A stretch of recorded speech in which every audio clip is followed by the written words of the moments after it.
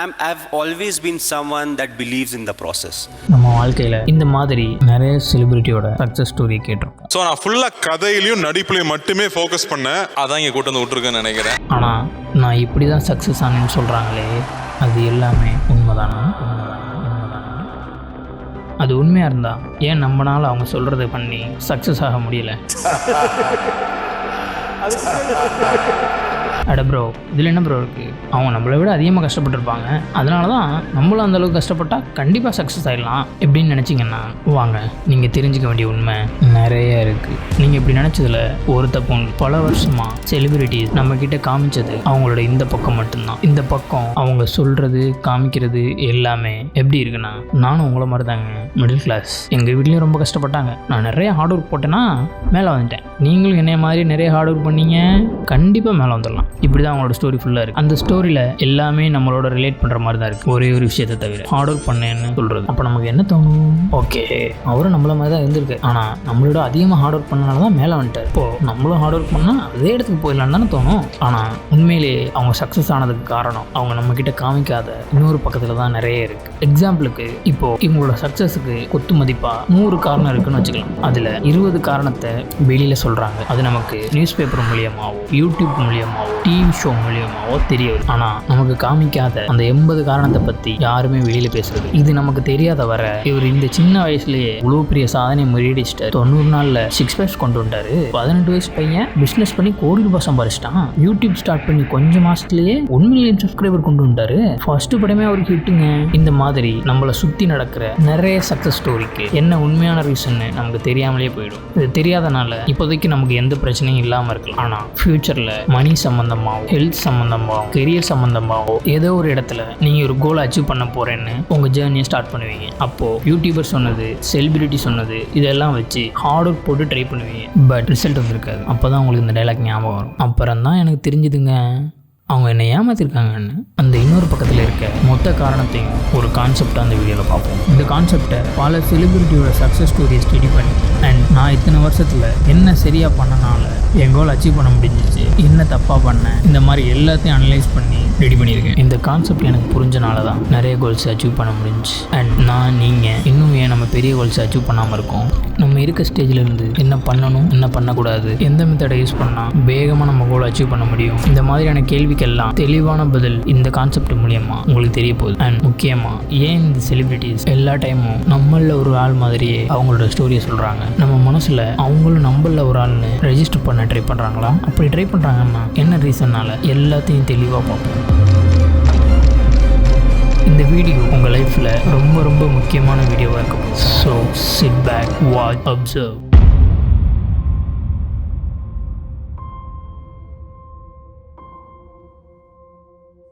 அதுக்கு முன்னாடி யாரெல்லாம் போன வீடியோ பார்த்துட்டு சப்ஸ்கிரைப் பண்ணிங்களோ எல்லாருக்குமே ரொம்ப நன்றி. ரொம்ப சந்தோஷமாக இருந்தேன் அவ்வளோ சப்ஸ்கிரைபரை பார்த்த உடனே.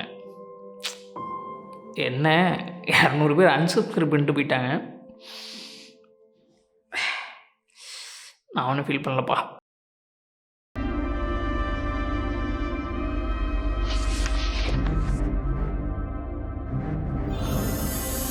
அந்த கான்செப்டோட நேம் அச்சீவர் ட்ரையாங்கிள்.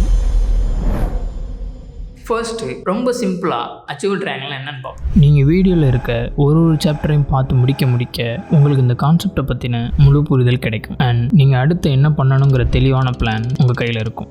யாராக இருந்தாலும் அவங்க ஒரு கோலை செட் பண்ணுறாங்கன்னா இந்த 3 ஸ்டெப்பையும் கடந்து தான் அவங்களோட கோலை அச்சீவ் பண்ண முடியும். அதோட ஃபர்ஸ்ட் ஸ்டெப் அவேர்னஸ். இப்போ உங்களோட கோல் டெய்லியும் 10 புஷ்அப்ஸ் எடுக்கிறதுன்னு வச்சுக்கலாம். நீங்கள் ஃபர்ஸ்ட் பண்ண வேண்டிய விஷயம் புஷ்அப்ஸ்னா என்ன, எப்படி புஷ்அப்ஸ் எடுக்கிறது, எது கரெக்டான ஃபார்ம், இந்த மாதிரியான விஷயத்த யூடியூப் மூலியமாவோ ஆர் ஜிம்மில் ஒர்க் அவுட் பண்ணுறவங்கள பார்த்தோ நம்ம தெரிஞ்சுக்கணும். தென் தெரிஞ்சுக்கிட்ட எல்லாத்தையும் நீங்களே ட்ரை பண்ணி பார்க்குறது. பிகாஸ் எல்லாருமே ஒரு மெத்தடில் சொல்லியிருப்பாங்க. தலை தர வரைக்கும் போகணும், கால் அட்டென்ஷனில் இருக்கணும், கையை எந்த மாதிரி வைக்கணும், இல்லை டைமண்ட் ஷேப்பில் தான் வைக்கணும். அட ஒன் ஹேண்டில் பண்ணுங்கள், அப்போ தான் நல்லா ஸ்ட்ராங்காக இருக்கும். ஈஸியாக தான் இருக்குது. என்ன பின்னாடி லைட் எரியிற மாதிரி தெரியுது? இந்த மாதிரி நிறைய சொல்லியிருப்பாங்க. பட் நம்ம பண்ணி பார்த்தா தான் தெரியும் இந்த மெத்தட் நமக்கு ஒர்க் ஆகுதுன்னு. Second step self experimentation. நீங்கள் செல்ஃப் எக்ஸ்பெரிமெண்டேஷன் பண்ணும்போதே நம்ம பிரெயின் சின்ன சின்ன விஷயத்த ஞாபகம் வச்சுருக்க ஸ்டார்ட் பண்ணி, ஓகே கையை இங்கே வச்சு பண்ணால் கையோட ஜாயின்ல பெயின் ஆகுது, இந்த மெத்தடில் பண்ணால் கரெக்டாக செஸ்ட்டில் பெயின் ஆகுது, ஸோ இது தப்பு இது கரெக்ட். இந்த மாதிரியான இன்ஃபர்மேஷனை பிரெயின் ஸ்டோர் பண்ணி வைக்க ஆரம்பிக்கும். ஒரு டயத்துக்கு மேலே நீங்கள் எது சரியான ஃபார்ம்னு யோசிக்காமலேயே சப்கான்ஷியஸாக பண்ண ஆரம்பிச்சுவீங்க. இதுதான் தேர்ட் ஸ்டெப் ஆட்டோமேஷன். இந்த 3 ஸ்டெப்பும் எல்லாத்துக்கும் சேம் தான். லைக் இப்போ நீங்கள் ஒரு புது லொக்கேஷனுக்கு போகணும்னா நீங்கள் ஆட்டோக்காரங்க கிட்ட கேட்கறது, மேப்பை பார்க்கறது, இது எல்லாமே அவேர்னஸ். நீங்கள் அவங்க கிட்ட கேட்டது மேப்பை பார்த்ததை வச்சு அந்த லொக்கேஷனுக்கு போக ஆரம்பிக்கிறது செல்ஃப் எக்ஸ்பெரிமெண்டேஷன். அதே ரூட்டில் அடிக்கடி போய் எப்போ நம்ம மேப் பார்க்காம போக ஆரம்பிக்கிறோமோ அது ஆட்டோமேஷன். இந்த 3 ஸ்டெப்பையும் சரியாக பண்ணால் போதும், நம்மளோட கோலை சக்ஸஸ்ஃபுல்லாக அச்சீவ் பண்ணிடலாம். ஆனால் இதில் ஒரு பிரச்சனை இருக்குது.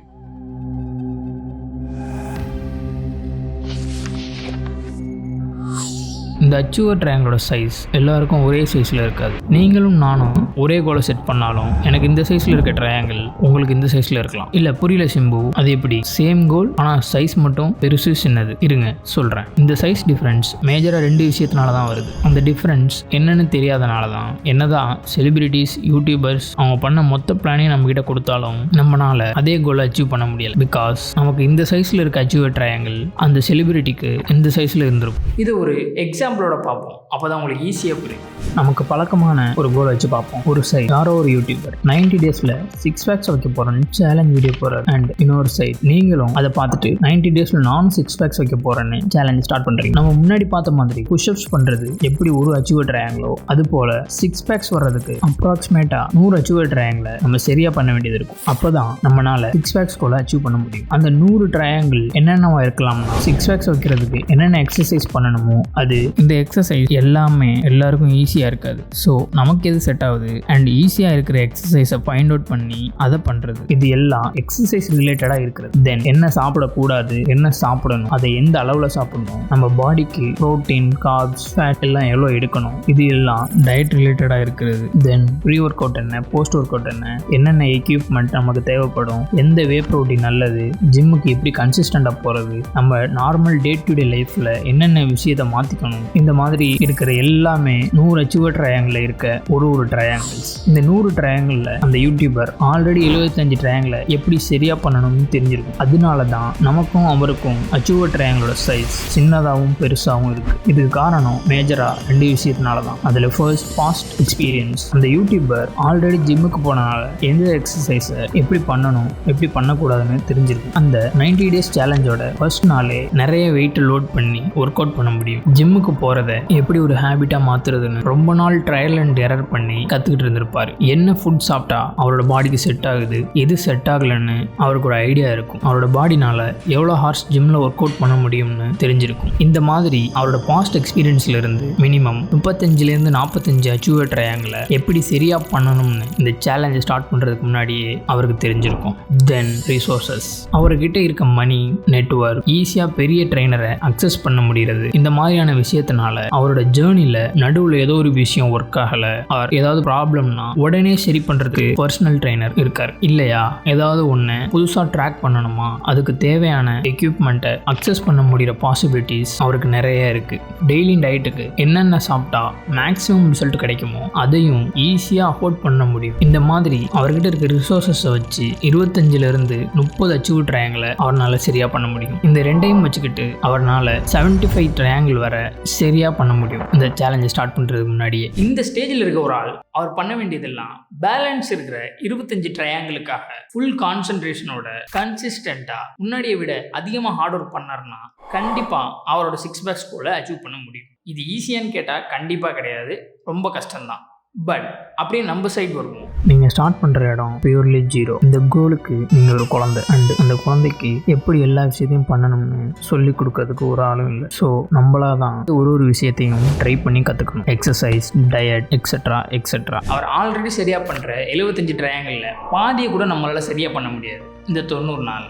இதில் வேற அவர் கஷ்டப்பட்டு கற்றுக்கிட்ட பேலன்ஸ் 25 ட்ரையாங்கிளை நம்ம சரியாக பண்ணாதான் இந்த 6 பேக்ஸ் கோலை அச்சீவ் பண்ண முடியும். இதனால தான் ஆல்ரெடி ஒரு அட்வான்டேஜோட ஒரு சேலஞ்சை ஸ்டார்ட் பண்ணுற செலிபிரிட்டியும் அண்ட் இன்னொரு சைடு நம்மள மாதிரி ஜீரோலிருந்து ஸ்டார்ட் பண்ணுறவங்களுக்கும் சேம் ரிசல்ட் வர்றதில்லை. யாரோ இத்தனை நாளுக்குள்ள இந்த கோலை அச்சீவ் பண்ணிட்டாங்க, என்னை விட சின்ன பையன் ஆனால் இவ்வளோ பணம் சம்பாரிச்சிட்டான், என்னால் முடியல, நான் வேஸ்ட்டு, அவன் தான் மாசு, இந்த மாதிரியெல்லாம் யோசிக்க வேண்டிய அவசியம் இல்லை. அவங்களுக்கு அவங்க பேரண்ட்ஸ் மூலியமாவோ ஸ்கூல் மூலியமாவோ ஏதோ ஒரு வழியில் பாஸ்ட் எக்ஸ்பீரியன்ஸ் ஆர் மணி சப்போர்ட் ஆர் பெரிய மென்டார் கிட்ட அட்வைஸ் கேட்குற வாய்ப்பு கிடைச்சிருக்கும். இந்த மாதிரி ஏதோ ஒரு விஷயம் அவங்க கோலை சப்போர்ட் பண்ணியிருக்கும். ஸோ நம்மளை விட முன்னாடியே அவங்க பெரிய பெரிய கோல்ஸை அச்சீவ் பண்ணியிருப்பாங்க. இந்த 2 விஷயமும் இல்லாமல் நம்ம கோல் அச்சீவ் பண்ண ட்ரை பண்ணால் கண்டிப்பாக லேட்டாக தான். பட் பரவாயில்ல, நம்மளும் நம்ம நினச்சி கூட பார்க்காத அளவுக்கு ஹார்ட் ஒர்க் பண்ணால் அதே கோலை நம்மளாலேயும் அச்சீவ் பண்ண முடியும். அதை விட்டுட்டு என்கிட்ட இது இல்லை, எங்கள் அப்பா இந்த ஸ்கூலில் என்ன சேர்த்துருந்தா பெரிய ஆள் ஆகியிருப்பேன், என்கிட்ட பணம் இல்லை, அதனால தான் நான் இப்படி இருக்கேன், அது இதுன்னு எக்ஸ்கியூஸ் சொல்லாமல்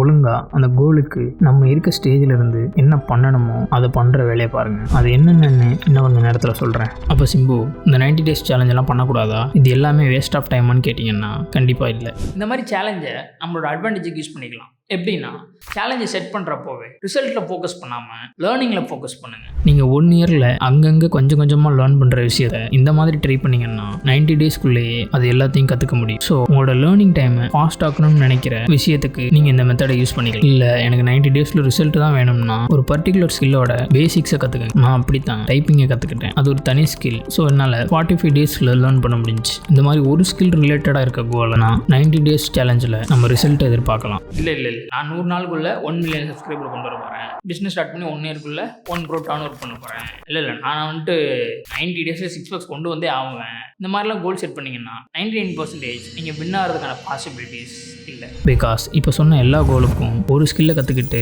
அதை அச்சீவ் பண்ணுற மாதிரி இல்லை. இந்த மாதிரியான கோலுக்கு பல ஸ்கில்லை நீங்கள் லேர்ன் பண்ண வேண்டியது இருக்கும். யூடியூபர்ஸ் செலிபிரிட்டிஸ் பண்ணுறாங்கன்னா கண்டிப்பாக மேலே சொன்ன அந்த 2 ரீசன்னால தான் மெஜாரிட்டியாக அச்சீவ் பண்ணுறாங்க. ஸோ இதை புரிஞ்சிக்காம ரொம்ப உங்களை போட்டு காம்ப்ளிகேட் பண்ணிக்காதீங்க. இப்போ நம்ம பேசின மொத்த காரணத்தினால தான் ஒரு ஆளுக்கும் சேம் கோலாக இருந்தாலும் அவங்களோட அச்சீவல் ட்ரையாங்கிளோட சைஸ் டிஃப்ரெண்ட் சைஸில் இருக்குது.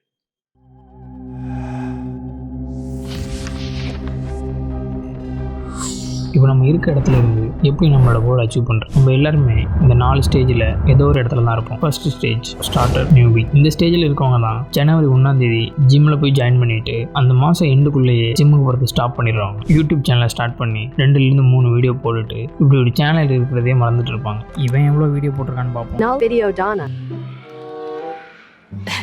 அப்படியே என்னைய பார்க்காதீங்க, நான் யூடியூப்ல இந்த ஸ்டேஜில் இல்லை, ஃப்யூச்சரில் உங்களுக்கே புரியும். இந்த ஸ்டேஜில் இருக்கவங்க அந்த கோலுக்காக முழுசாக 1 month கூட கண்டினியூஸாக ட்ரை பண்ண மாட்டாங்க. அதுக்குள்ளே அட போடா ரொம்ப கஷ்டமாக இருக்குது, நான் வேறு ஏதாவது ஈஸியான மெத்தட் இருக்கான்னு பார்க்குறேன் கிளம்பிடுவோம். இவங்க எல்லாருக்கும் காமனாக இருக்கிறது ஒரு விஷயம் தான், ஃபாஸ்ட்டாகவும் இருக்கணும், ஈஸியாகவும் இருக்கணும், ரிசல்ட் வந்துடணும். இதுதான் அவங்களோட மைண்ட் செட்டாகவே இருக்கும். இந்த ஸ்டேஜில் இருக்கவங்க கிட்ட இருக்க பெரிய ப்ராப்ளமே அவங்களுக்கு அந்த கோலை பற்றின ஃபுல் அவேர்னஸ் இருக்கிறது இல்லை. ஜிம்முக்கு போனால் என்ன நடக்கும், நம்மளுக்கு மசில் க்ரோ ஆகிறதுக்கு எவ்வளோ டைம் ஆகும், இதெல்லாம் தெரிஞ்சுக்காம எல்லாரும் பண்ணுறாங்க நம்மளும் பண்ணுவோம் அப்படின்னு பண்ணுறாங்க. ரிசல்ட் வரலையா விட்டுறது. இந்த ஸ்டேஜில் நம்ம இருக்கோம்னா இப்போ நம்ம கான்சென்ட்ரேட் பண்ண வேண்டியது எல்லாம் கன்சிஸ்டண்டாக போகிறது அண்ட் அந்த கோலை பற்றின பேசிக்கான நாலேஜ் தெரிஞ்சுக்கிறது. 6 packs வைக்கிறது, இந்த 1 million சப்ஸ்கிரைபரு, இந்த ரிசல்ட் எல்லாம் மறந்துருங்க. ஆல்ரெடி சொன்ன மாதிரி இப்போ நீங்கள் இந்த கோலுக்கு ஒரு குழந்தை, ஃபர்ஸ்ட் நடக்க கற்றுப்போம், அப்புறம் ரேஸில் எப்படி வின் பண்ணுறதுன்னு பார்ப்போம். Stage 2 doer. இந்த ஸ்டேஜில் இருக்கவங்க மெஜாரிட்டியாக செல்ஃப் இம்ப்ரூவ்மெண்ட்டை ஃபாலோ பண்ணுறவங்களாக தான் இருப்பாங்க. இவங்களுக்கு தெரியும் கன்சிஸ்டண்ட்டாக ட்ரை பண்ணால் கண்டிப்பாக ரிசல்ட் வரும்னு. இவங்க மினிமமாக அதே கோலுக்காக 6 monthsலேருந்து 2 years வரை ட்ரை பண்ணிகிட்டு இருப்பாங்க. பட் ப்ராப்ளம் என்னென்னா இவங்க அந்த கோலை பற்றின நாலேஜ் கெயின் பண்ணுறதுக்கே நிறைய நேரம் ஸ்பெண்ட் பண்ணிவிட்டு அந்த கோலை பற்றின எக்ஸ்பீரியன்ஸ் இல்லாமலே இருந்துருவாங்க. யூடியூப்பை பற்றி நாலேஜ் இருக்கும், பட் நம்பர் ஆஃப் வீடியோஸ் ரொம்ப கம்மியாக இருக்கும். ஃபிட்னஸை பற்றின நாலேஜ் இருக்கும், பட் அவங்க ஜிம்முக்கு போய் ஒர்க் அவுட் பண்ணி கரெக்டாக டயட் ஃபாலோ பண்ண நாள் விரல் விட்டு என்ற அளவுக்கு தான் இருக்கும். சிம்பிளாக சொல்லணும்னா தியரி நாலேஜ் ஓவராக தெரிஞ்சிருக்கும், பட் ப்ராக்டிகல் நாலேஜ் அவ்வளோவா தெரிஞ்சிருக்காது. இந்த ஸ்டேஜில் இருக்கவங்க ஒரு விஷயத்தை தெரிஞ்சுக்கணும். நாலேஜ் எப்போ உங்களுக்கு நிறைய கெயினாக ஆரம்பிக்கும்னா நம்ம அந்த விஷயத்தை பண்ணும்போது தான். நீங்கள் கற்றுக்கிட்ட விஷயத்தை பண்ண ஆரம்பிங்க. நமக்கு இவ்வளோ நாலேஜ் தெரியுமே, ஃபெயில் ஆகிட்டா நல்லா இருக்காது, ஸோ இன்னும் கொஞ்சம் நாலேஜை கெயின் பண்ணிவிட்டு தெளிவாக பண்ணணும்னு இருக்காதீங்க. ஃபெயில் ஆனாலும் ஓகே தான், நம்ம ஃபெயில் ஆக தான் நம்மளோட கோலில் இருக்க இன் அண்ட் அவுட்ஸை கற்றுக்க முடியும். இந்த ஸ்டேஜில் இருக்கவங்க பண்ண வேண்டியது ஸ்டார்ட் டேக்கிங் மோர் ஆக்ஷன்ஸ். ஸ்டேஜ் 3 தி ஓஜி. இவங்க தான் கோலை அச்சீவ் பண்ணி ஆகணும்னு ஒரு குறிக்கோளோட ட்ரை பண்ணிட்டு இருக்காங்க. இந்த கோலை பற்றின நாலேஜ், எக்ஸ்பீரியன்ஸ் எல்லாமே 95% பீப்புள் கிட்ட இருக்காததை விட நிறைய இருக்கும். ஸ்டேஜ் 1 and 2ல இருக்கவங்க என்னென்ன தப்பு பண்ணுறாங்க, ஏன் அவங்களுக்கு இந்த சின்ன ரிசல்ட் வரல, அவங்க என்ன பண்ணால் அந்த ரிசல்ட் வரும், இந்த மாதிரியான விஷயங்களுக்கு எல்லாம் அவங்களுக்கு சொல்யூஷன் தெரியும். பட் எங்கேயோ அந்த 5% நாலேஜ் அண்ட் எக்ஸ்பீரியன்ஸ்னால ஏதோ ஒன்று மிஸ் ஆகிட்டு இருக்கும். இதனால தான் அவங்க கோல் அச்சீவ் பண்ணாமல் இருப்பாங்க. அதுக்கு ரீசன் நம்ம ஒரு நினப்பில் இருப்போம். நம்மளுக்கு தான் எல்லாம் தெரியுமே, பொறுமையாக பண்ணுவோம். இந்த நினப்பில் கன்சிஸ்டண்டாக அந்த கோலுக்காக ஒர்க் பண்ணுறத ஸ்டாப் பண்ணியிருப்பீங்க. பட் இந்த எண்ணம் தான் தப்பு. இந்த ஸ்டேஜில் இருக்கவங்க இன்னும் கொஞ்சம் புஷ் பண்ணால் போதும், இவ்வளோ வருஷம் நம்ம பட்ட கஷ்டத்துக்கு ஒரு பலன் கிடைச்சிடும். நம்ம பண்ண வேண்டியதெல்லாம் முன்னாடி இருந்த அதே எனர்ஜியோட இன்னும் கொஞ்ச நாள் போராடுறது மட்டும்தான். அதை விட்டுட்டு இங்கே வரைக்கும் வந்துட்டு என்னால் முடியலன்னு ஸ்டாப் பண்ணீங்க, நம்மளோட பெரிய முட்டாள் வேறு யாரும் இருக்க மாட்டாங்க. இதுதான் உங்கள் பேஷன், நீங்கள் ஜெயிக்க தான் போகிறீங்க. Just remember, you are 1 step away from your success. 4th step, the achiever. இந்த ஸ்டேஜில் இருக்கவங்க ஆல்ரெடி அவங்க கோலை அச்சீவ் பண்ணவங்களாக தான் இருப்பாங்க. இவங்க பெருசாக ஒன்றும் பண்ண வேண்டியதில்லை. ஜஸ்ட் இந்த கோலை பற்றி அப்பப்போ ஏதோ ஒரு விஷயத்த தெரிஞ்சுக்கோங்க. பிகாஸ் நம்ம இப்போ இருக்கிற ஸ்டேஜ்லேயே இருக்கணும்னா அந்த கோலை பற்றின நாலேஜ் நமக்கு அப்டேட்டாக இருக்கணும். அப்போ தான் இதே ஸ்டேஜ்லேயே இருக்க முடியும். இல்லைனா திரும்ப ஆரம்பித்த ஸ்டேஜுக்கு போகிறதுக்கான வாய்ப்பு நிறைய இருக்குது. இந்த எல்லா ஸ்டேஜ்லேயுமே நான் இருந்திருக்கேன், டிஃப்ரெண்ட் கோலில். நம்ம இப்போ பேசின மெத்தட்ஸ் வச்சு தான் நான் அடுத்தடுத்த ஸ்டேஜுக்கு மூவ் ஆனேன். இது கண்டிப்பாக உங்களுக்கு யூஸ் ஆகும்னு நினைக்கிறேன்.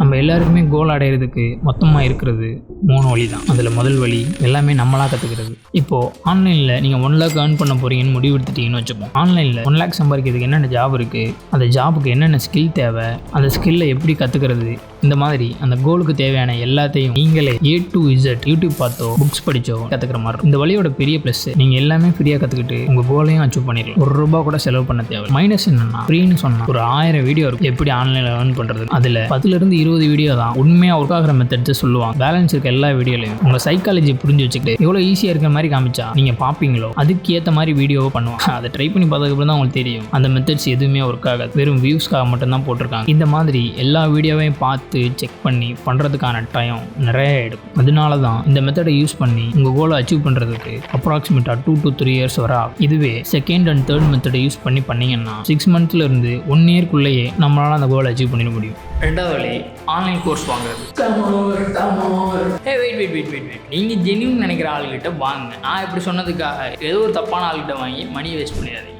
நிறைய கோர்ஸ் செல் பண்ணுறவங்க இங்கே ஏமாத்துறவங்கள தான் இருக்காங்க. ஸோ எது ஜென்யூனான கோர்ஸ்னு கண்டுபிடிக்கிறது உங்களோட வேலை. இந்த மெத்தடோட பெரிய ப்ளஸ்ஸே நம்ம ஒரு இன்ஃபர்மேஷனாக கோ த்ரூ பண்ணி எது கரெக்டு எது தப்புன்னு கண்டுபிடிக்க தேவையில்லை. ஆல்ரெடி அவங்களே நிறைய டைம் செக் பண்ணி எது அவங்களுக்கு ஒர்க் ஆகியிருக்கோ அதை தான் நம்மக்கிட்ட கொடுப்பாங்க. ஸோ எது சரியான மெத்தட்னு கண்டுபிடிக்கிற டைம் இதில் கம்மியாகும். மைனஸ் என்னென்னா மணி பே பண்ணுறது. எல்லாருனாலையும் இந்த மெத்தடை ஃபாலோ பண்ண முடியுமான்னு தெரியல. மணி இருந்தால் அந்த மெத்தடை ஃபாலோ பண்ணும். ஃபர்ஸ்ட் மெத்தடை யூஸ் பண்ணி ஒரு ஆள் அந்த கோலை பற்றின நாலேஜ் கெயின் பண்ணுறது 3 years ஆகுதுன்னா இந்த மெத்தடை யூஸ் பண்ணி அதே நாலேஜை அப்ராக்சிமேட்டா 1 to 1.5 yearsக்குள்ள கற்றுப்பாங்க. 3வது வழி, உங்கள் கோலை ரொம்ப வேகமாக அச்சீவ் பண்ணணும்னா இதுதான் பெஸ்ட் மெத்தட். இந்த மெத்தடோட பலனை நான் என்னோட காலேஜ் டேஸில் தான் அனுபவித்தேன். என்னோட ஃப்ரெண்ட் ஒரு சாஃப்ட்வேரை 1 year ஆன்லைனில் பார்த்து ஃபுல்லாக கற்றுக்கிட்டான். எனக்கு அந்த சாஃப்ட்வேரை கற்றுக்கணும்னு ஆசை. ஸோ அந்த இயரில் கொடுத்த ப்ராஜெக்டை ஃபுல்லாக அந்த சாஃப்ட்வேரில் தான் பண்ண போகிறேன்னு ஸ்டார்ட் பண்ணிட்டேன். எனக்கு அந்த சாஃப்ட்வேரை பற்றி அப்போ தெரிஞ்சது எல்லாம் எப்படி ஃபைலை இம்போர்ட் பண்ணணும் அண்ட் எப்படி எக்ஸ்போர்ட் பண்ணுறது மட்டும்தான். தென் எனக்கு வர டவுட்ஸ் எல்லாம் அந்த கற்றுக்கிட்ட ஃப்ரெண்டை கேட்டு அவன் எப்படி பண்ணுறான்னு பார்த்து வெறும் 3 மாதத்துக்குள்ளே அந்த சாஃப்ட்வேரை கற்றுக்கிட்டேன். அந்த டைமில் அவனுக்கு 100% தெரியும்னா எனக்கு 90% தெரியும். நானாக கற்றுருந்தேன்னா கண்டிப்பாக எனக்கு 1 yearக்கு மேலே ஆகியிருக்கும். ஒரு ஆள் ஆல்ரெடி உங்கள் கோல் அச்சீவ் பண்ணியிருக்காங்க அண்ட் அவங்களே உங்கள் பக்கத்தில் இருந்து சொல்லி கொடுக்குறாங்க, நீங்களும் அதை ப்ராக்டிக்கலாக பண்ணுறீங்கன்னா அவ்வளோதான், முடிஞ்சு. முடிஞ்சுன்னா முடிச்சு இல்லைங்க, அவ்வளோ வேகமாக கற்றுப்பீங்கன்னு சொல்கிறேன். இந்த மெத்தடில் தான் எல்லா கோலுக்கும் ஒரு ஆள் இருப்பாங்க. லைக் ஜிம்னா பர்சனல் ட்ரைனர், பிஸ்னஸ்னா பிஸ்னஸ் மென்டார், பாக்ஸிங்னா coach, etcetera.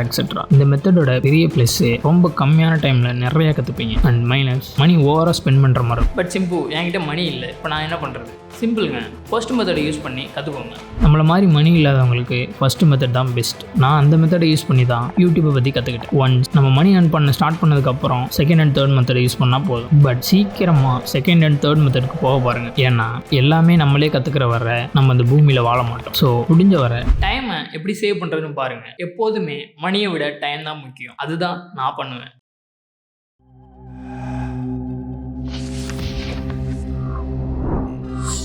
TV, YouTube, cinema, cricket இந்த மாதிரி பல இடத்துல நீங்கள் பார்க்குற முக்கால்வாசி செலிபிரிட்டிஸ் யாரும் அவங்களோட பயணத்தை உங்கள் ஸ்டேஜிலேருந்து ஸ்டார்ட் பண்ணல. ஆனால் வெளியில் சொல்கிறப்போ நானும் உங்களை மாதிரி தாங்க மிடில் கிளாஸ், எங்கள் வீடும் ரொம்ப கஷ்டத்தில் தான் இருந்தது, சாப்பாட்டுக்கே கஷ்டப்பட்டோம், இந்த மாதிரியான வார்த்தைகளை சொல்லி அவங்க நம்பரில் ஒரு ஆள் மாதிரி நம்ப வைக்கிறாங்க. ஆனால் இது எதுக்கு பண்ணணும்? அதனால அவங்களுக்கு என்ன யூஸ்? செலிபிரிட்டிக்கு முக்கியமான சொத்துனா அது அவங்களோட ஆடியன்ஸ் தான். அந்த ஆடியன்ஸ் சைஸ் பெருசாக ஆக ஆக அவங்களுக்கு ஏதோ ஒரு விதத்தில் நல்லது நடக்கும். அதில் மணியும் ஒரு பெரிய பார்ட்டாக இருக்குது. பட் அந்த செலிபிரிட்டியை நிறைய பேருக்கு பிடிக்கணும்னா அவங்க பண்ண வேண்டியது 3 முக்கியமான விஷயம். ஒன்று, அவங்க அந்த ஃபீல்டுலேயே பெஸ்ட்டாக இருக்குது. லைக் சினிமாவில் நமக்கு பிடிச்ச கேரக்டரில் நடித்து டாப் ஹீரோவாக ஆகிறது, ஆர் கிரிக்கெட்டில் நம்ம ஃபேவரட் டீமுக்காண்டி ப்ளே பண்ணி மேட்சை வின் பண்ணி கொடுக்குறது. இது எல்லாம் இந்த கேட்டகரி தான். ரெண்டாவது விஷயம், இல்லாதவங்களுக்கு ஹெல்ப் பண்ணுறது, ஏழை குழந்தைங்களை படிக்கிறதுக்கு ஹெல்ப் பண்ணுறது, சேரிட்டிக்கு நிறைய பணத்தை டொனேட் பண்ணுறது, ஆர் சேரிட்டியே தனியாக எடுத்து ரன் பண்ணுறது, ஹேண்டிகேப்பு ஹெல்ப் பண்ணுறது, இதெல்லாம் இந்த கேட்டகரி. மூணாவது விஷயம், நம்மளில் ஒரு ஆளாக இருக்கிறது. லைக் எந்த ஒரு ரீசனுமே இல்லாமல் ஏதோ ஒரு சாஃப்ட்வேர் கம்பெனியோட சிஇஓ தமிழ்னு சொன்ன உடனே உங்களுக்கு அவங்கள பிடிச்சிருக்குல்ல, இதெல்லாம் தான் இந்த கேட்டகரி. இந்த 3ல் ஏதோ ஒன்று நல்லா பண்ணாங்கனாலே நமக்கு ரொம்ப பிடிக்கும். இதுவே அவங்க அந்த 3 விஷயத்தையும் நல்லா பண்ணாங்க, கண்டிப்பாக அவங்களுக்கு ஒரு பெரிய ஃபேன் ஃபாலோவிங் இருக்கும். பட் ஒரு ஃபேனாக நம்ம தெரிஞ்சிக்க வேண்டியது, அவங்க எல்லாமே நிஜமாவே ஏழைக்கு ஹெல்ப் பண்ணணும்னு தான் பண்ணுறாங்களா? அவங்க ஆடியன்ஸோட ரிலேட் பண்ணுற மாதிரி தான் அவங்களும் இருந்திருக்காங்களா? ஆர் இதை பண்ணால் நம்மளை நிறைய பேருக்கு பிடிக்கும், இந்த கதையை சொன்னால் அவங்களில் ஒரு ஆளாக நம்மளை நினைப்பாங்க, இந்த மாதிரியான விஷயத்துக்கு தான் பண்ணுறாங்களான்னு கண்டுபிடிக்க வேண்டியது ஒரு ஃபேனோட வேலை. ஈவன் இவங்க இந்த 3 விஷயத்தையும் இந்த சைடில் இருக்க காரணத்துக்காக தான் பண்ணியிருந்தாலும் அது தப்பு இல்லை. பிகாஸ் அது அவங்களோட வேலை. அவங்க நல்லா சம்பாதிக்கணும்னா இது ஒரு வழி. நீங்கள் தான் அவங்க சொல்கிறத கண்ணை மூடிட்டு நம்புறதை நிறுத்தணும். ஒரு கோலை அச்சீவ் பண்ணுறதுக்கு இவ்வளோ டிஸ்டன்ஸ் இருக்குன்னா அந்த டிஸ்டன்ஸில் செலிபிரிட்டி எங்கேருந்து ஸ்டார்ட் பண்ணுறாங்க, அங்கேருந்து அவங்க கோல் ரீச் பண்ணுறதுக்கு 100% உழைப்பு போட்டிருக்காங்கன்னா, அப்போ நம்ம இங்கேருந்து கோலுக்கு போகணும்னா 200லேருந்து 300 மடங்கு உழைப்பு போட்டால் தான் அங்கே போக முடியும். நம்மள பல பேர் என்னையும் சேர்த்தான் சொல்கிறேன், 0லேருந்து 10% உழைப்பை போட்டுட்டு நான் இவ்வளோ ஹார்ட் ஒர்க் போட்டிருக்கேன், எனக்கே இன்னும் ரிசல்ட் வரலன்னு வருத்தப்பட்டுட்டு இருப்போம். நம்ம இன்னும் போட வேண்டிய உழைப்பு நிறைய இருக்குது. எல்லா ஃபீல்டுலேயும் 0லேருந்து மேலே வந்தவங்க இருப்பாங்க. So everything is possible. அதை விட்டுட்டு எனக்கு ஒரு விஷயம் கிடைக்கல, 0ல் இருக்கேன், அதனால் கிடைச்சவங்கலாம் கெட்டவன்னு சொல்லுவேன் அப்படின்னா அது கரெக்டாக இருக்காது. நான் சொல்ல வர்றது, அவங்க சொல்கிற அட்வைஸை வச்சு மட்டும் சக்ஸஸ் ஆக முடியும் நினைக்காதீங்க. சக்ஸஸ் ஆக முடிஞ்சிச்சுன்னா ஓகே, முடியலையா அப்போ நான் எந்த மெத்தடை வச்சு சக்ஸஸ் ஆக முடியும்னு பாருங்கள். கடைசியாக ஒரு ஸ்டோரியோட இந்த வீடியோ முடிச்சுக்கிறேன். நீங்களும் உங்கள் ஃப்ரெண்டும் திருச்சியிலேருந்து கோயம்புத்தூர் போகிறோம்னு ஒரு நாள் பேசிக்கிட்டு இருக்கீங்க. அடுத்த நாள் உங்கள் ஃப்ரெண்டு ட்ரெயின் ஏறி போய் கோயம்புத்தூர் ரீச் ஆகிட்டான். உங்களுக்கு 2 நாளுக்கு அப்புறம் தான் தெரிய வருது அவன் கோயம்புத்தூர் போயிட்டான்னு. சரி, அவன் எப்படி கோயம்புத்தூர் போனான்னு தெரிஞ்சுக்கிட்டு நம்மளும் போவோம்னு அவனுக்கு கால் பண்ணுறீங்க. அதுக்கு அவன் சொல்கிறான், மச்சான் வாழ்க்கை ரொம்ப கஷ்டம், அவங்கள ஈஸியாலாம் கோயம்புத்தூர் வந்துட முடியாது, நம்ம மேலே கல் எடுத்து அடிப்பாங்க, ரொம்ப உழைக்கணும், என்ன நடந்தாலும் நீ ஓடிக்கிட்டே இரு, அவன் மேலே நம்பிக்கை வை மச்சான், கண்டிப்பாக கோயம்புத்தூர் வந்துடுவேன் அப்படின்னு சொல்லிட்டு கட் பண்ணிடலாம். இப்போ நீங்கள் திருச்சியில் இருக்கீங்க, உங்களுக்கு தெரிஞ்சதே ஒரே ஒரு விஷயம், கோயம்புத்தூர் போகணும். ஆனால் எப்படி போகணும், முதல்ல எங்கே போகணும், எந்த ரூட்டில் போனால் பெஸ்ட்டு, கரூர் போய் போகிறது ஈஸியாக, சென்னை போய் போகிறது ஈஸியாக, பஸ்ஸில் போகணுமா, ட்ரெயினில் போகணுமா, ஃப்ளைட்டில் போகணுமா, அதிலலாம் போகணும்னா அதுக்கு எவ்வளோ செலவாகும், அதுக்கு தேவையான பணத்தை நம்மளால் சம்பாதிக்க முடியுமா, அதுக்கு எவ்வளோ நாள் ஆகும், அப்படியே சம்பாதிச்சாலும் அந்த பணத்தை வச்சுட்டு எந்த ட்ரெயினில் போனால் கோயம்புத்தூர் சீக்கிரமாக போக முடியும், இந்த மாதிரி ஒன்றுத்துக்குமே உங்களுக்கு பதில் தெரியாது. இது நீங்கள் தெரிஞ்சுக்கிட்டு கையில் காசு இல்லாமல் லிஃப்ட் கேட்டோ நடந்து போயோ பஸ் ஸ்டாண்டில் தங்கியோ 4 நாளாக சாப்பிடாம இருந்து தட்டு தடுமாறி போவீங்க. நீங்கள் திருச்சியிலிருந்து கோயம்புத்தூர் போகிறதுக்கு உங்களுக்கு 5 நாள் ஆகியிருக்கும். ஆனால் உங்கள் ஃப்ரெண்டுக்கு வெறும் 5 மணி நேரம் தான் ஆகியிருக்கும். உங்கள் ஃப்ரெண்டோட சுச்சுவேஷன்லேருந்து பார்த்தா அவர் வந்ததும் கஷ்டம்தான். திருச்சியிலேருந்து ரயில்வே ஸ்டேஷன் போய் அங்கே இருக்க லைனில் நின்று டிக்கெட் எடுத்து அன்ரிசர்வ்டில் ட்ராவல் பண்ணி உட்கார்றது கூட இடம் இல்லாமல் நின்றுக்கிட்டே போய் அங்கேருந்து டிராஃபிக்கில் ரொம்ப நேரமாக ட்ராவல் பண்ணி வீட்டுக்கு போய் சேர்றதுக்குள்ளே ரொம்ப டயர்டாக இருப்பார். இதுவும் கஷ்டம்தான். ஸோ உங்ககிட்ட அவர் ஃபோனில் சொன்னது உங்களுக்கு யூஸ் ஆகும். பட் வெறும் அதை வச்சு மட்டும் உங்களால் கோயம்புத்தூர் வர முடியாது. இந்த வீடியோவில் நீங்கள் எப்படி கோயம்புத்தூர் போகணும், எந்த வழியில் போனால் வேகமாக போக முடியும், நீங்கள் இருக்க இடத்துல இருந்து எதை பண்ணணும் எதை பண்ணக்கூடாது, இதுக்கு எல்லாம் உங்களுக்கு பதில் தெரிஞ்சிருக்கும்னு நம்புகிறேன். நிறைய பேருக்கு இந்த வீடியோவில் வர கான்செப்ட்ஸ் வேஸ் எல்லாமே புதுசாக இருக்கலாம். இது எல்லாம் நான் என்னோட பர்சனல் எக்ஸ்பீரியன்ஸை வச்சு எனக்கு நானே கிரியேட் பண்ண. இதை ரொம்ப கன்ஃபியூஸ் பண்ணிக்காமல் உங்கள் ஃப்ரெண்டு அவனுக்கு தெரிஞ்சதை சொல்கிறான்னு எடுத்துக்கோங்க. மேபி எனக்கு தெரிஞ்ச மெத்தட்ஸை விட உங்களுக்கு நல்ல மெத்தட் தெரிஞ்சிருக்கலாம். எது உங்களுக்கு செட் ஆகுதோ அதை யூஸ் பண்ணிக்கோங்க. நான் சொன்னதையும் சுற்றி முற்றி சொல்கிறதையும் நல்லா கேளுங்க. தென் உங்களுக்கு எது சரின்னு படுதோ அதை பண்ணுங்கள். Your decision your responsibility. இந்த வீடியோவில் யூஸ் பண்ண ஃபோட்டோஸ் வீடியோஸ் எல்லாம் ஒரு ரெஃபரன்ஸ்க்காக மட்டும்தான். திடீர்னு கிரிக்கெட்டில் பெரிய செலிபிரிட்டி யாருன்னு கேட்டால் எனக்கு உடனே ஞாபகம் வருது டோனி தான். அந்த மாதிரி எனக்கு உடனே ஞாபகம் வர செலிபிரிட்டியை தான் இந்த வீடியோவில் ரெஃபரன்ஸாக யூஸ் பண்ணியிருக்கேன். இது எந்த விதத்திலும் அந்த பர்டிகுலர் பர்சன் தான் இதையெல்லாம் பண்ணுறாங்கன்னு அர்த்தம் இல்லை. உண்மையாக சொல்ல போனால் நம்மள மாதிரி கீழே இருந்தது மேலே வந்தவர் தான் தலை டோனியும். ஸோ தயவுசெய்து இதையும் அதையும் குழப்பாதீங்க. கண்டிப்பாக இந்த மாதிரி டாப்பிக்கில் வீடியோ போடுறனால ஏதோ ஒரு ப்ராப்ளம் வரும். அதை ஃபேஸ் பண்ண நான் தயாராக தான் இருக்கேன். ஏன்னா யாராவது ஒரு ஆள் இதை பற்றி பேசி தான் ஆகணும். அது நானும் வந்துட்டு போகிறேன்.